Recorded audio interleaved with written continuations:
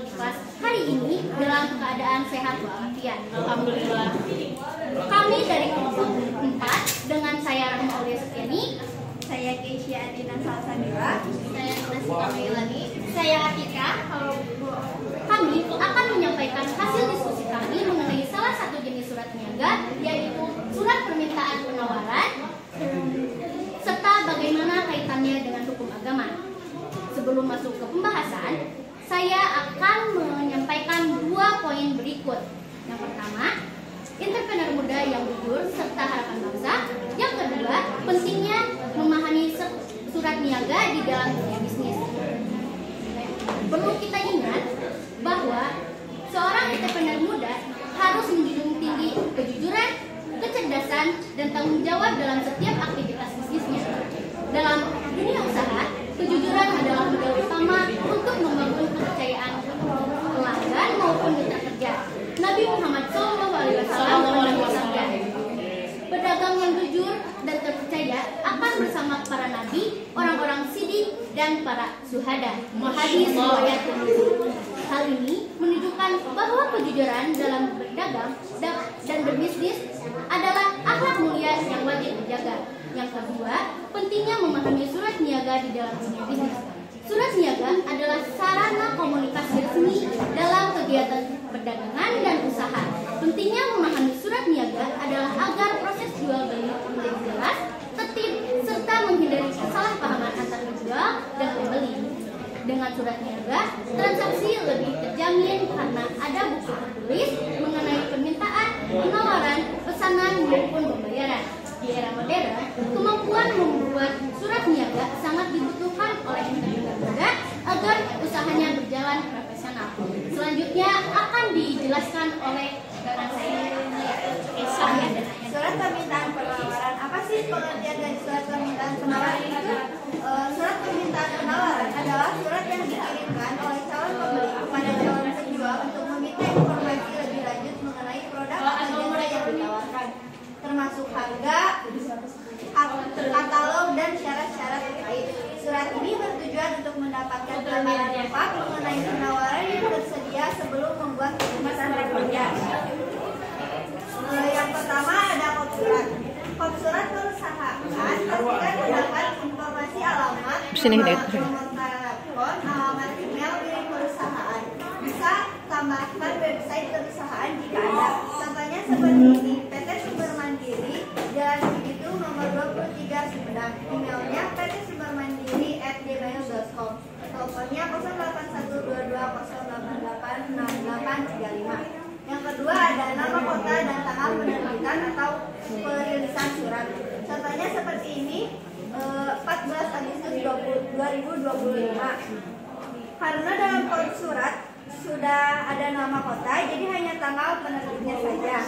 Yang ketiga ada nomor surat dan urutan nomor surat keluar dari perusahaan. Contohnya seperti ini: nomor 013 tanda miring SM tanda miring 8 tanda miring 2025. Yang ketiga ada lampiran, bisa berisi detail produk dan promo jika ada. Contohnya seperti ini: jika tidak ada lampiran, kita kasih tanda strip aja. Yang keempat ada perihal isi inti dari surat. Contohnya seperti ini: perihal permintaan penawaran. Selanjutnya dibacakan oleh Dina. Yang kelima ada tujuan, yakni pihak atau perusahaan yang dituju. Contohnya PTH Pimpinan Siti Sumber Rizki, Jalan Cipadu 554 Sumedang. Yang keenam, salah membuka sapaan dibuka seperti surat dan lainnya, seperti dengan hormat. Yang ketujuh ada isi surat, yakni inti dari penawaran yang diberikan. Contohnya seperti ini, yang terbagi menjadi paragraf pembuka, inti dan penutup. Yang kedelapan ada paragraf penutup menyampaikan harapan atas tanggapan dan ucapan terima kasih atas perhatian serta keikhlasan dari penerima surat. Contohnya, demikian surat ini kami sampaikan. Atas perhatian dan kerjasamanya kami ucapkan terima kasih. Yang ke-10 ada salam penutup, kalimat formal sebagai bentuk penutup sebelum tanda tangan. Yang terakhir ada nama dan tanda tangan dari pimpinan perusahaan atau pejabat yang meminta seperti ini. Selanjutnya, saya akan menjelaskan tentang keterkaitan surat permintaan penawaran dengan agama. Dalam konteks agama, kegiatan jual beli dan niaga sangat diajarkan sebagai bagian dari upaya mencari rezeki yang halal dan berkah. Surat permintaan penawaran adalah langkah awal yang baik dalam proses jual beli yang jujur dan transparan. Berikut adalah beberapa aspek yang dapat dikaitkan. Yang pertama, kejujuran dan transparan. Dalil Al-Quran surat Al-Mutaffifin ayat 1-13 yang artinya, celakalah bagi orang-orang yang curang dalam menakar dan menimbang, yaitu orang-orang yang apabila menerima takaran dari orang lain, mereka minta dipenuhi, dan apabila mereka menakar atau menimbang untuk orang lain, mereka mengurangi. Ayat ini mengingatkan untuk selalu jujur dan adil dalam setiap transaksi. Surat permintaan penawaran yang jelas dan jujur adalah bentuk dari keadilan ini. Yang kedua, musyawarah dan kesepakatan. Dalil Al-Quran surat Asy-Syura ayat 38 yang artinya, dan bagi orang-orang yang menerima mematuhi seruan Tuhannya dan mendirikan sholat, sedangkan urusan mereka diputuskan dengan musyawarah antara mereka, dan mereka menafkahkan sebagian dari rezeki yang kami berikan kepada mereka. Ayat ini menekankan pentingnya musyawarah dalam setiap urusan termasuk bisnis. Surat permintaan penawaran adalah bentuk awal dari musyawarah untuk mencapai kesepakatan yang baik. Yang ketiga, menghindari riba. Dalil Al-Quran surah Al-Baqarah ayat 275 yang artinya, orang-orang yang makan mengambil riba tidak dapat berdiri, melainkan seperti berdirinya orang yang kemasukan syaitan lantaran tekanan penyakit gila.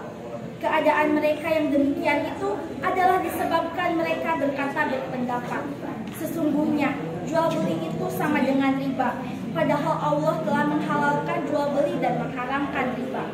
Orang-orang yang telah sampai kepadanya peringatan dari Tuhannya, lalu terus berhenti dari mengambil riba, maka baginya apa yang telah diambilnya dahulu sebelum datang peringatan, dan urusannya terserah kepada Allah.